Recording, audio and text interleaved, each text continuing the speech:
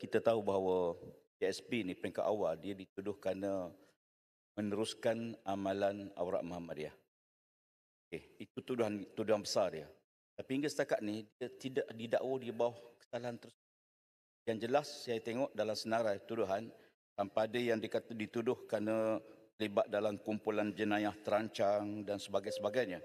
Tapi tuduhan kesalahan asal tu tidak ada pun dibuat hingga setakat ni. Jadi saya ingin dapat penjelasan. Kenapa tuduhan itu tidak diteruskan sedangkan itu kesalahan utama dia. Yang kedua, sebagai sebuah syarikat, PSB dituduh konon tak bayar income tax dan sebagainya. Hingga setakat ini tidak ada satu pun tuduhan ke atas di bawah akta syarikat.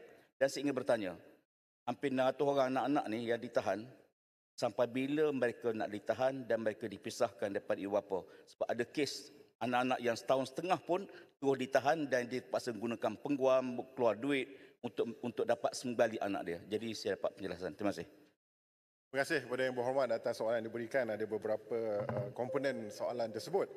Sebagai maklum balas ataupun respons kepada komponen yang pertama iaitu tuduhan terhadap daripada aspek akidah.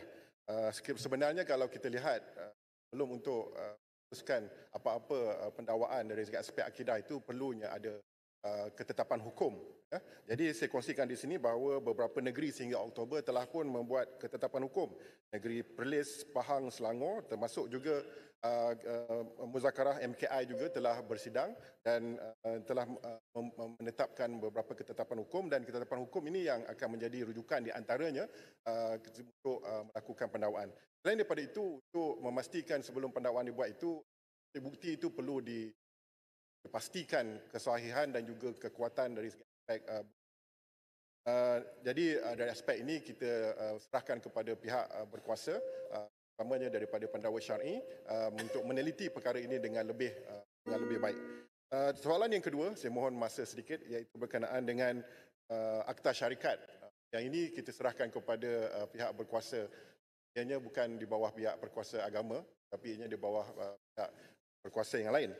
Sampai bila mereka ditahan, ini sebenarnya kalau kita lihat kepada data dan juga pelaporan-pelaporan yang telah dijalankan, sebenarnya semua pihak yang bersama-sama berkolaborasi ini bukanlah satu pihak saja, ianya merangkumi Majlis MKN, PRM, JAKIM dan ramai lagi pihak-pihak. Sesungguhnya agensi-agensi ini mempunyai SOP dan juga mengikut lunas-lunas undang yang ada. Semua perkara tidak boleh dilakukan secara sembrono, maka dengan itu kita memberikan satu kepercayaan dan keyakinan bahawa agensi ini memainkan peranan sebaiknya selaras dengan untuk melindungi kebajikan semua mereka yang terlibat. Sekian, terima kasih. Soalan nombor 9, Yang Berhormat Farid tidak ada dalam Dewan, jadi saya jemput soalan nombor 10, Datuk Wira Hajah Mas Emiati binti Haji Samsudin, Masjid Tanah. Point of order. Point of order selepas sesi ini. Soalan ni, point of order kepada Lepas sesi ini. Point of order. Ini Pak Menteri. Jadi boleh buat. Iaitu bahawa dia Yang menyebut. Berhormat, kalau langgar peraturan 36/12 sila hantar usul. Terima kasih.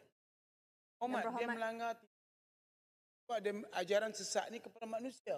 Tapi Saya barang-barang pun sudah dekat kata ajaran sesat. Itu boleh maksud hantar saya. usul. Terima kasih. Yang Muhammad ini 36/12. Terima kasih. Lagi sekali.